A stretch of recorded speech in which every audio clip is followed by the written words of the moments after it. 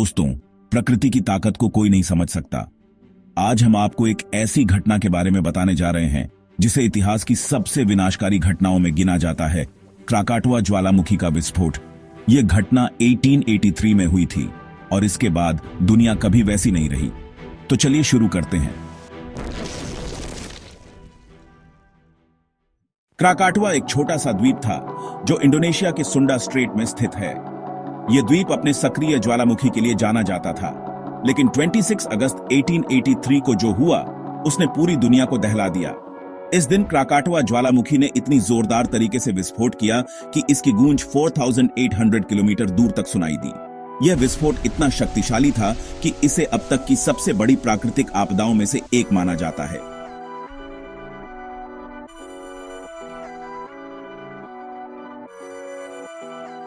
विस्फोट ने 36,000 से अधिक लोगों की जान ले ली और हजारों परिवारों को बेघर कर दिया। साइंटिस्ट के हिसाब से इस ब्लास्ट ने करीब 200 मेगाटन TNT के बराबर एनर्जी पैदा की। इसकी तुलना में हिरोशिमा पे गिराए गए एटम बॉम्ब की शक्ति सिर्फ 15 मेगाटन थी। यह दिखाता है कि प्रकृति की ताकत कितनी विनाशकारी हो सकती है। क्राकाटुआ का विस्फोट सिर्फ आग और राख तक सीमित नहीं था। इसने समुद्र में इतनी बड़ी हलचल मचाई कि 40 मीटर ऊंची सुनामी लहरें उठी। ये लहरें इंडोनेशिया, भारत और यहां तक कि अफ्रीका के तटों तक पहुंची। कई गांव पूरी तरह से पानी में समा गए।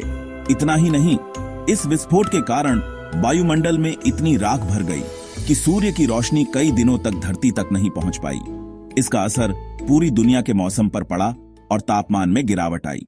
वैज्ञानिकों के मुताबिक इस विस्फोट ने लगभग 200 मेगाटन TNT के बराबर ऊर्जा उत्पन्न की। इसकी तुलना में हिरोशिमा पर गिराए गए परमाणु बम की शक्ति सिर्फ 15 मेगाटन थी। यह दिखाता है कि प्रकृति की ताकत कितनी विनाशकारी हो सकती है।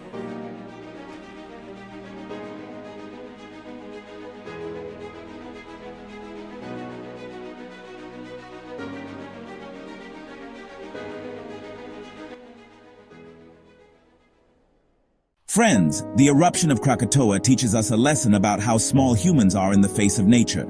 We should take care of our earth and environment. Such events teach us that we should live in harmony with nature. If you found this video informative, please like and share it. Subscribe to the channel and tell us in the comments which natural phenomenon you'd like to learn about. Thank you.